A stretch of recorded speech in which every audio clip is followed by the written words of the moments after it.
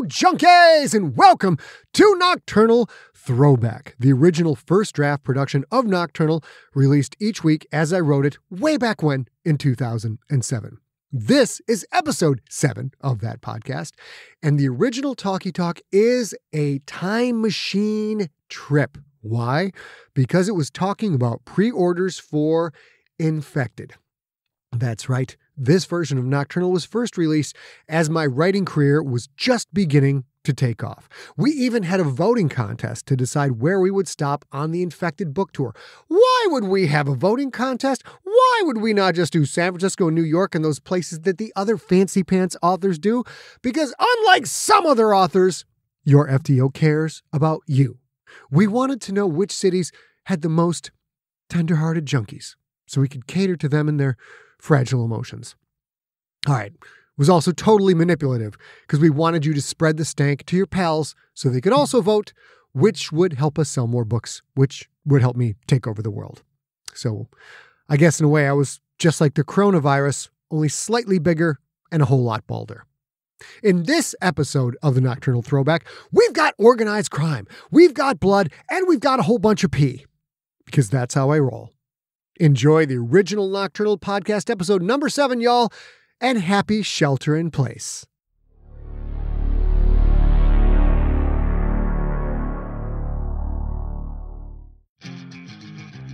Welcome to the podcast novel Nocturnal, episode number 7.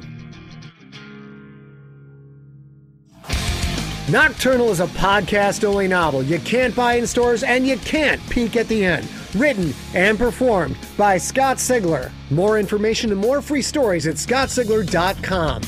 This book contains adult language, mature situations, and lots of violence. All of you junkies have been waiting so patiently for your fix.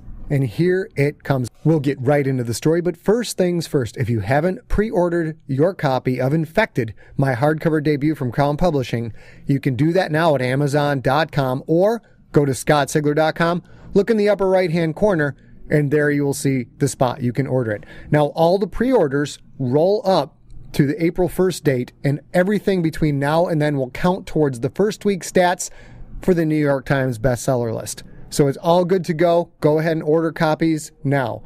At the end of this episode, I'll have a little bit of commentary, and then I've got promos from Nitwitch, from Adventures in Sci-Fi Publishing, and you're going to want to make sure you listen to the promo for the 12 Days of Podcasting Christmas, because there's all kinds of fun signed crap you can win there, including some signed copies of the now out-of-print Ancestor. Shorter episode this week, only 24 minutes of pure story, because I'm getting into the recording of Infected for the Infected audiobook CD. You may see a link to that when you go to the Amazon.com page for the hardcover book, and I will be the voice of my own book for the book on CD. That's it. Let's get into the story so far.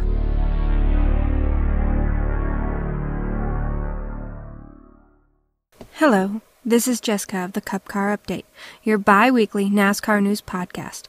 Find us at www.cupcarupdate.com. Now, let's dive into the mind of that twisted fuck, Scott Sigler, with the story so far.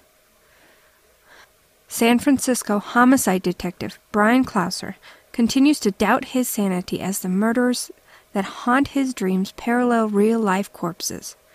2 boys from a high school gang are dead, and 2 more are missing. Clouser and his partner, Pookie Chang, tried to find out more about the strange symbols that accompany the murder sites. The consult, Mr. Bizness, a Tourette's-afflicted fortune-teller who knows more about the San Francisco occult scene than anyone else. Mr. Bizness said the symbols were from a cannibalistic cult known as Marie's Children. This symbol should be in the police database with a serial killer known as the Grand Park Slasher. But they are not.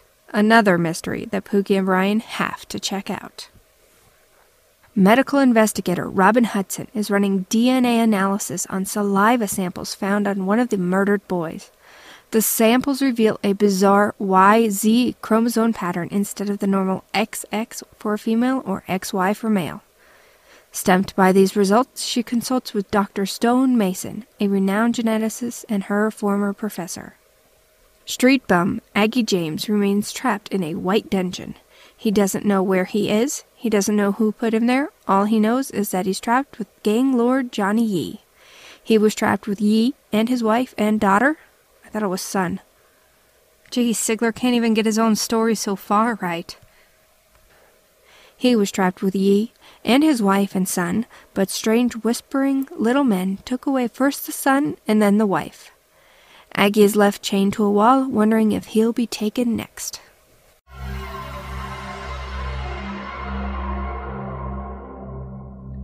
It's a high hairline, but not that high, Brian said. A little more in front, like a widow's peak. Chooch Rodriguez's hand flew across the white paper, charcoal dust flying as he shaped the face. The black dust covered his hands, his white button-down shirt, his lap, and was even smeared on his face. The top of his tongue peeked out the right side of his mouth, and his eyes narrowed in concentration. Brian, Chooch, and Pookie sat alone in the Victoria pastry shop. There wasn't much business at 9:30 p.m., but there always was a cop or two floating around. Pookie stared at Chooch, mildly amused by the other man's drawing intensity. You really get into this shit, don't you, Chooch? Chooch said. You look like a retard, by the way. Chooch said. Oh, let him work, Pooks. This was your idea. Brian bit into his bear claw, narrowing his eyes in pleasure as the cream filled his mouth. He focused on the flavor, hoping the food could take his mind away from this fucked up situation. Pookie just watched and shook his head. How do you eat that shit, Brian? It's good. You eat that garbage like there's no tomorrow and you never gain a pound. Brian shrugged. Chooch held up the sketch pad. Brian looked at the charcoal picture of a man, around 40, bushy eyebrows, furrowed brow, widow's peak. How's that look? Brian squinted in concentration. Yeah, that's pretty close. Make his nose a little wider, though. Chooch put the pad back on the table, peeked the tip of his tongue out the side of his mouth, and went back to work. Pookie continued to stare. Seriously, Chooch, a retard. Chooch said. I'll let him work, will ya? Pookie smiled. He was clearly enjoying his own wit. The way your tongue sticks out like that, that's probably your fuckface too, right, Chooch? Only when I'm banging your dad's ass, Pookie. Brian laughed. Hey, that's not funny. Don't talk about my dad. Chooch said. Chooch whipped the pad around again. Brian's hand stopped halfway to his mouth, his second bear claw halting in mid-path. Holy crap, that's him. Pookie leaned over to look at the pad. Uh-oh, he said, then grabbed his digital camera and started flipping through the pictures on the tiny screen. What is it, Pooks? Brian asked. Hey, Ninj, Chooch said. You going to eat the rest of that? He pointed to the bear claw. Of course I am. May I remind you that you dragged me out of my apartment at 7 p.m. to come and do sketches? Brian handed over the bear claw. Brian, we have a bit of a problem. I don't fucking believe this, but look. Pookie held up the back of the camera so Brian and Chooch could see the screen. The man in the camera looked like the man on the sketch pad. Wow, my drawing looks exactly like that guy. Am I the shit or what? Brian gently took the camera and held it closer. Who is this, Pooks? That right there is Kyle Solar, the principal of Galileo High, where the Boys Company gang goes. You got a home address? Hell yes, I do. Let's go. They almost ran out of the pastry shop, leaving Chooch to admire his art and finish off the bear claw.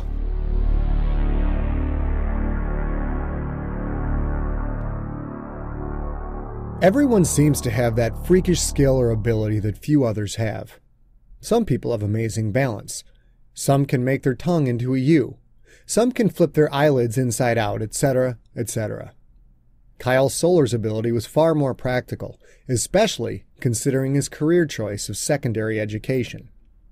Kyle Solar had the ears of a bat. He could hear the whispers in the back of the classroom. He could hear the whispers in the halls. He could pick up tidbits when the kids thought he was too far away. Sometimes he could even hear things in other rooms. And on that night, Kyle's hearing almost saved his life. He was a rarity, one of those people who dedicate their lives first to teaching, then to administrating, in hopes they can really impact a lot of kids' lives. Kyle Solar had no wife, had no children. He was married to his job. No family meant his home was a sanctuary of silence, a needed respite from his 5-day-a-week immersion into the noise that is a big city high school. He wasn't that light of a sleeper, but his apartment at 9th and Balboa didn't draw a lot of traffic and was in a building mostly full of people in their 60s. Considering that Kyle was in bed every night by 9 p.m. because he was up at 4 a.m., the benefits of the building were great and provided nearly total quiet at night. That's why the small noises from his kitchen woke him up. He had only 3 seconds of grogginess. Then he heard the noises again and came fully awake. Someone was trying to open his squeaky kitchen window.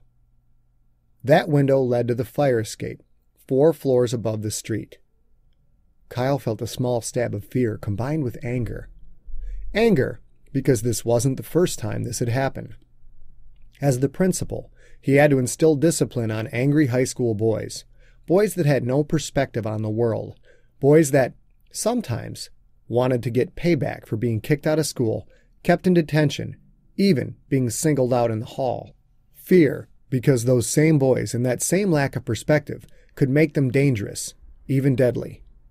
Guns were cheap, knives were cheaper, and fists were always free. It wasn't the first time, and Kyle Solar was no dummy. He planned for these situations. That's why he had stopped sleeping in the nude and started wearing pajamas, in case he had to make a quick exit.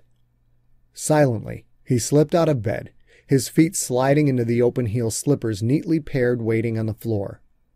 Kyle gently lifted the handset from the phone on his nightstand table and dialed 911. He set the handset down without saying a word, grabbed his cell phone and car keys from the nightstand, and moved to the window. There was no fire escape here, just a 4-story drop to Balboa Street, which is why he had the rope ladder neatly stored below the windowsill. Kyle opened the bedroom window, which was well-oiled and not squeaky in the least, attached the ladder's U-hooks to the ledge, and let the rolled-up ladder flop outside and unravel down to the street. The best solution was always just to get out of the apartment, quickly, quietly, without the intruders even knowing if he was really there. The 911 would get the cops moving. Then he'd call the number again from the street on his cell. When his plan worked perfectly, the cops showed up before the kids could get back out of the building. When it didn't work, they'd see the phone off the cradle, hear the 911 operator asking if anyone was there, and they'd take off, scared shitless. The kids seemed hard, and in truth, anyone who would break into the principal's apartment probably was pretty hard. But Kyle's system just plain worked. Realizing the cops were on the way made almost every boy reconsider. Either they analyzed their actions and realized they were being stupid, or they figured out that Kyle Solar was no easy mark. Either way, of the 4 boys that had tried to come after him in his 5-year career as principal, 3 never came a second time, and 1 was in jail. The night air cutting through his flannel pajamas, Kyle slipped out the window and started down the ladder.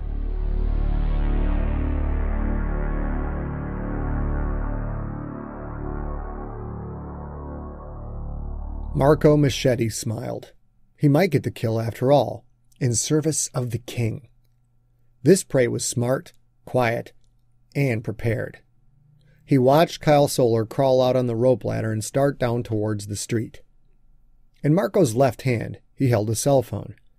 In his right, he held a machete. Marco was across the street from the prey's apartment. If he walked calmly, he'd reach Solar just after the man hit the ground. Where was the prey going to go? Maybe one of the cars parked bumper to bumper along the sidewalk was his. Marco kept his machete flat against his leg. He wasn't hiding it per se, but he wasn't waving it about his head trying to draw attention either. Marco hadn't lived this long on the surface by acting like an idiot. He hit the 2-way button on his phone. Succa crept through the hallway, a noiseless shadow, a specter of death, ready to punch the bastard's ticket. This guy had made the king's life hell, and the king wanted him dead. Succa was only too happy to comply. Then his phone chirped. Succa, you there? Succa cursed himself for forgetting to put the phone on mute. He felt his face flush red with anger and embarrassment. Assassins weren't supposed to forget shit like that. He scrambled for the phone in his pocket, his eyes locked on the bedroom door. Did the chirp in Marco's annoying voice wake up the prey? Succa had wanted to kill the man in his sleep, because that's the way real assassins did it, like a pro, not like the stupid movies or video games, and not like that idiot Pierre who ripped off people's arms and shit. He pulled out the phone and hit his two-way button. Shut up, shut up! Forget it. He's out of the building. He's coming out the bedroom window. He must have heard you. Sucka impetuously stomped the floor just one time. No way the mark could have hurt him. Sucka was a shadow. He was like the wind. He ran to the bedroom and tried the handle. Locked. Sucka leaned back, only a few inches, then threw his shoulder into the door. The wood split down the middle. He was through before the half without hinges clattered to the floor. Sucka ran to the open window and looked down. The rope ladder made him want to curse. He saw a pajama-clad Kyle Solar thumbing a keychain and running towards a Honda Civic that chirped twice in an electronic answer. His fuzzy slippers flip-flapped against the bottom of his heels. Sucka wanted to scream. He saw that asshole ringer Marco running a path that would get him to the Civic before Solar did, and that made Sucka want to cry. This was his kill, goddammit. Fuck Pierre's bragging, fuck Sly's manipulation, and fuck Firstborn forbidding anyone from killing for the king. Sucka put his feet on the fourth-story windowsill and leapt out into the night air.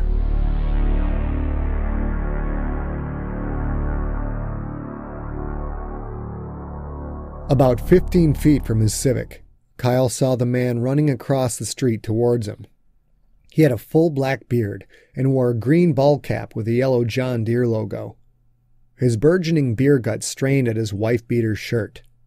He raised a machete, a look of pure madness radiating from his eyes. There was no one else on the street. Kyle was sprinting, a full-tilt boogie to the Civic in safety, but the man had the angle and would cut him off before he could reach the door. Kyle skidded to a halt and tried to change directions. He tried, but his left slipper couldn't handle the skid. The soft material of the sole rolled under his foot, and Kyle fell hard, face down. The concrete sidewalk whacked into his chest and face, stunning him. One slipper flew free. He heard heavy boots approaching. He had to move. Despite his 40 years of age, Kyle rolled to his right like an Olympic gymnast, panic pushing his body to new levels of urgency. The roll came just in time. The machete's edge whacked into the sidewalk concrete, bouncing off with a small spark and a ringing of thin metal. This wasn't a high school student. This was a fucking trailer trash psycho. Kyle was on his feet before he knew what he was doing. The bearded man snarled and swung again, this time a big, overhand right. Without thinking, Kyle Solar stepped forward before the machete completed its arc. The blade swished through empty air as the man's arm went over Kyle's shoulder, the butt of the machete hitting him harmlessly in the back. The swing's momentum pulled them together in almost a hug. Kyle found himself so close to the man they could have kissed without leaning forward. The smell of the man's hot whiskey breath filled Kyle's nose and mouth. The strange position shocked them both for just a second as they stood there like lovers. But Kyle moved first. Still operating on instinct alone, he brought his knee up with all his strength, hitting the attacker dead square in the balls. Kyle was no jock, but it was a clean shot, a hard shot, delivered with enough force to actually lift the big man off the ground. The man's eyes widened in a blank stare of surprise. Kyle did it again, even harder. The sounds of police sirens faded into the night. The man dropped the machete, and his hands went to his balls. He fell to his knees, then onto his right side, his face a scrunched expression of agony. Kyle's heart hammered in his chest. There could be more men. He had to get out of there. The sirens were coming and coming fast. He just had to find a cop, and he'd be safe. Kyle turned to run. And when he turned, he saw a nightmare. In his last 2 seconds of life, Kyle Solar took in every detail. The thing before him wore a dirty gray felt trench coat. He was bald, with mottled yellow skin the shade of bright jaundice. Tiny, all-black eyes looked out from sockets filled with rolls of that same yellow flesh, but he wasn't fat. The rest of his skin pulled tight against a lumpy, bony skull. Kyle saw all of this, even though the only thing he really consciously looked at was the thing's mouth. Tiny stubs of unclean teeth showed in a ghoulish smile. The nose was high, almost directly between the beady black eyes. Between that nose and the mouth was a yellow, fleshy slit, 2 inches long. A calmer man might have said it looked like the folds of a vagina, but Kyle didn't have the time to make that connection. Strong yellow hands reached out and gripped Kyle's shoulders with crushing, iron strength. He felt a few bones crack. The pain would have been crippling had he noticed. The police sirens grew louder, but it was already too late. The thing smiled. It tilted its head back, just a bit, and a clear, pointed tube slid from the fleshy slit between its nose and mouth. Long, curved, clear, and covered with glistening mucus.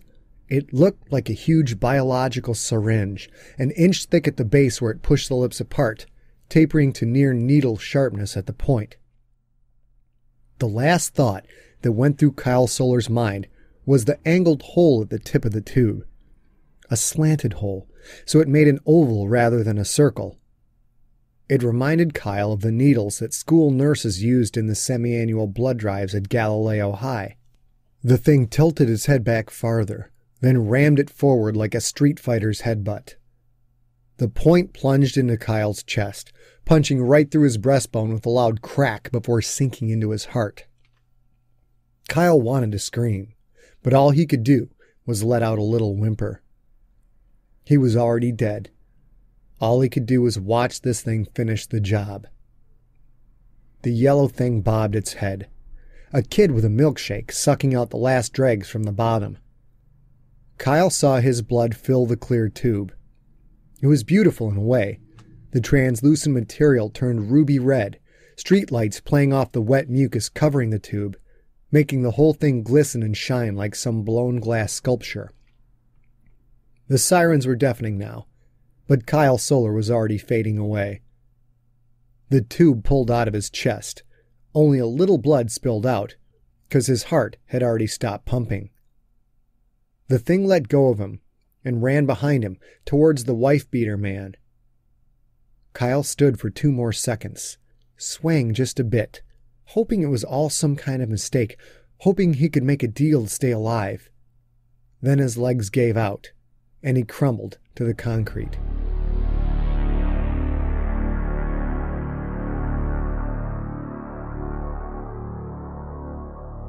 Sucka grabbed the machete off the ground and kicked Marco in the shoulder. Get up! The cops are almost here! Marco just grunted. He was still tightly curled into a fetal position, both hands covering his crotch. Dude, seriously! Sucka kicked him again. Seriously, let's jet!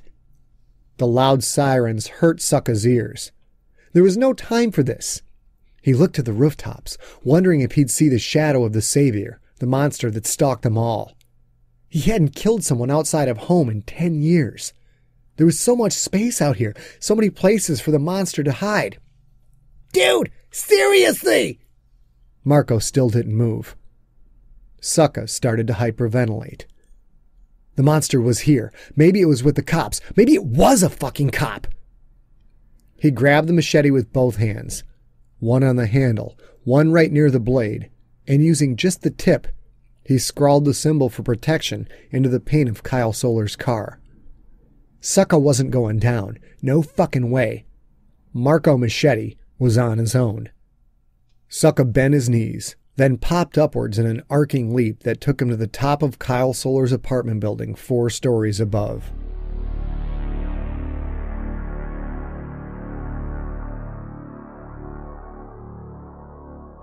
Brian and Pookie were the second car on the scene. The first was a black and white driven by officers Big Tonda Murphy and Wee Chi Yen. They were one of the most interesting-looking partner teams on the force. Tonda was a big woman, 6 feet tall and 200 pounds. She'd played college hoops for the University of Kentucky at 175, but had put on 25 pounds since graduating 4 years earlier. Yen was a solid little fireplug of a man, 5'6" and about 180. He was one of those cops that liked to walk around with a nightstick in his right hand, patting it against the palm of his left, a constant, walking projection of violence even in the calmest of times. Little kids loved Big Tonda. They ran away from Chi. There were rumors that the two of them were fucking, But Brian could never picture Wee Chi on top of Big Tonda or, God forbid, vice versa. When Brian and Pookie pulled up, Chi had his gun out, not his nightstick, and had it pointed to the sky. Tonda was on one knee, talking to a bearded man who was curled tightly into a fetal position. Their patrol car's red and blue bubble light threw moving strobes on the multi-unit Victorian houses. The small porta-bubble on top of Pookie's Buick added to the disco effect. Heads were already peeking out from windows on either side of the street. The siren sounds of more police cars, probably only a few blocks away, filled the night air. There was another body on the ground, a small circle of blood staining the pajamas on his chest. He wore one fuzzy slipper. Brian and Pookie both instantly recognized Kyle Solar. Brian ran to Chi, while Pookie ran to Big Tonda. "Ambulance is on the way, Ninja," Chi said calmly, his eyes still scanning the area. "Who's the guy on the ground?" "ID says his name is Marco Gastineau. Is he the killer? I doubt it. Looks like he took a pretty severe shot to the Jimmy Beans. He can't talk much, but I think he saw the deal go down." Brian moved to Solar's body. He was on his side, face against the pavement. His eyes were wide open, an expression of shock etched onto his still face. Something had punched a half-inch circle right into his heart. His pajama tops had been driven into the hole as well, the blood-soaked fabric lining the newly exposed flesh and bone. It looked like someone had jabbed a big nail into his heart, then taken the nail, leaving the hole behind. "Who called this in?" 911 call. Called in from a residence of Kyle Solar. We haven't had a chance to check his apartment yet. We found his body here first." "This is Kyle Solar right here," Brian said, tilting his head towards the body on the ground. Chi looked at the body for a second, then returned to his constant visual scanning. "Ain't that a bitch?" Brian nodded. It was a bitch. He was too late. Again. An ambulance screeched to a halt in front of the apartment building, another black and white right behind it, both of their lights adding to the red and blue disco effect. Brian didn't recognize the two paramedics who pulled out the stretcher. As they loaded Marco Gastineau onto that stretcher, Pookie walked up to Brian. "He say anything?" "Yeah, he said, ugh, 4 or 5 times. "Well, did he see anything?" "I asked him that and he nodded. That's all I could get out of him. I think his balls are somewhere between the top of his stomach and the base of his neck." "Well, you think the killer did that to him?" "I asked him that too and he nodded. I asked him if he got a real good look at the killer and he shook his head. I told him we'd come by tomorrow to talk to him and he nodded. Hell of a conversationalist he is." The paramedics rolled Marco right in front of Brian and Pookie. Brian got a good look at the man's face. Eyes scrunched, lips pulled back in a fixed grimace, coarse beard covering most of the skin. Brian felt a sudden blossoming of warmth in his chest. It was a strange feeling, both powerful and peaceful. Brian had never felt it before. The man seemed to sense something too. He opened one eye and looked directly at Brian. The eye seemed to stare at Brian's face, then the badge hanging around Brian's neck, then back to Brian's face again. The expression in that one eye, if you can measure an expression with only one eye open, was pure shock. The paramedics put Marco Gastineau in the back of the ambulance and shut the doors.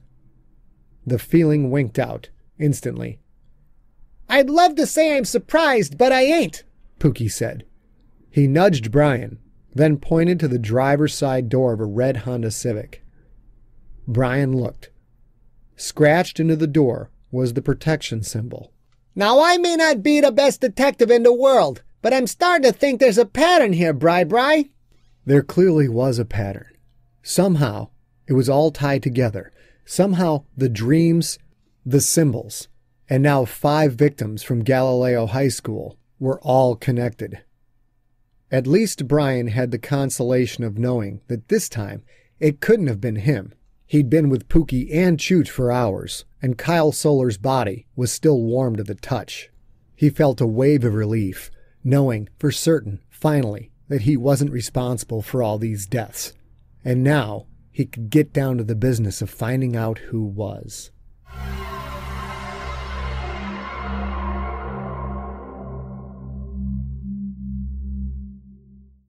Well, that seems to be a load off Brian's shoulders, but still bodies turning up all over the place, and Pookie and Brian are no closer to finding out what the hell is going on. Episode 8 will reconnect us with a lot of stuff. We're going to hear from Aggie James, touch base with Rex.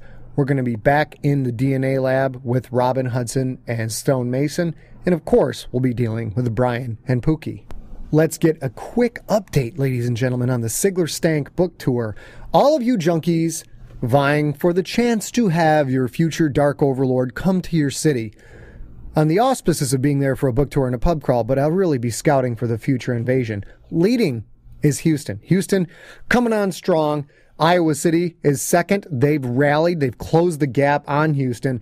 Chicago coming out of nowhere. That's pretty sweet. I've been to Chicago. I love Chicago. And Washington, D.C. still in fourth, still fighting away. Now, there's no reason y'all can't get me to come to your city. And the thing that I suspect here is Crown has told me that they're going to send me to one of these cities that you guys are voting for, in addition to New York, Seattle, Los Angeles, and of course San Francisco, where I live. So yeah, big spenders there, huh, guys? Thanks a bunch. But if we get a lot of votes from different cities, I suspect they may pick more than one city. I can't say that for sure. And that could just be my effort to manipulate you and get you to vote even if you think it's a lost cause. That's entirely possible, because I do lie a lot. But I'm telling you it's a possibility. I don't know what they'll have to say about it, but by all means, go to scottsigler.com if you want to get your city as the fifth and final stop on the Sigler Stank book tour to promote Infected. Look in the sidebar on the right-hand side. Now, I'm moving the link for this to the right side sidebar along with the Amazon.com pre-order, so there should be no more confusion. Where do I go to order it? I can't handle all this newfangled technology. Margaret, would you get my Geritol? I'm feeling a little backed up. I mean, some of you guys, come on. I know I'm a tech-tard.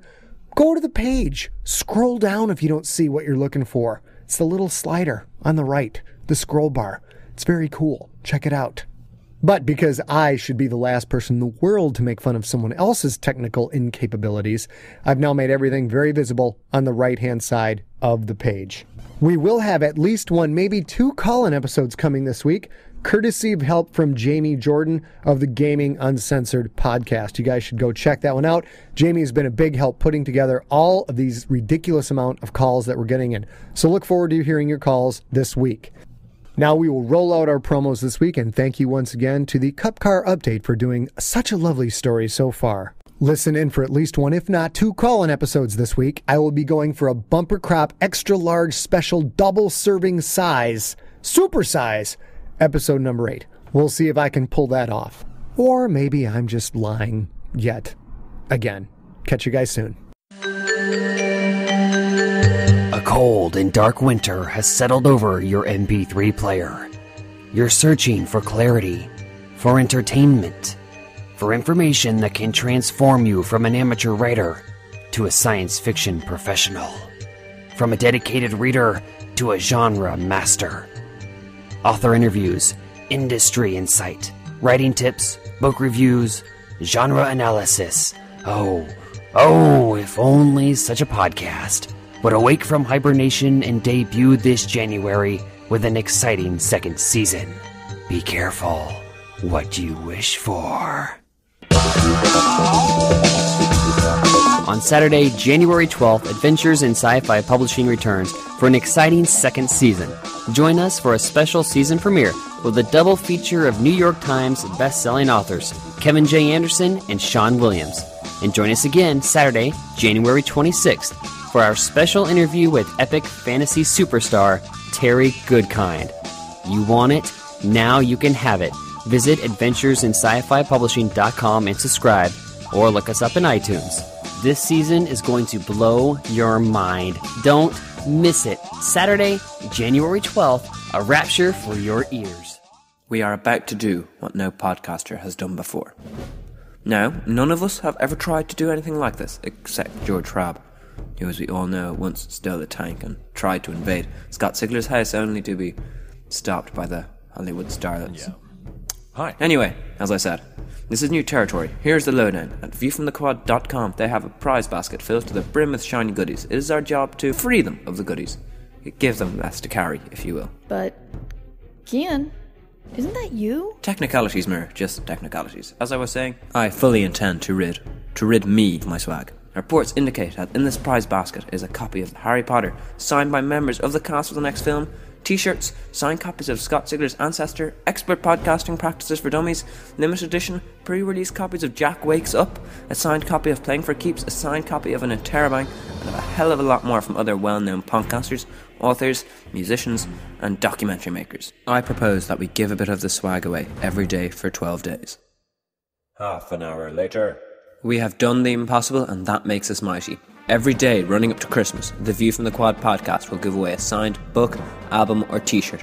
All we need to do now is spread the word. Let everybody you can know that they can go to viewfromthequad.com to subscribe and get a chance at winning. Nitwitch's Sci-Fi Fantasy Zone is back for Season 2.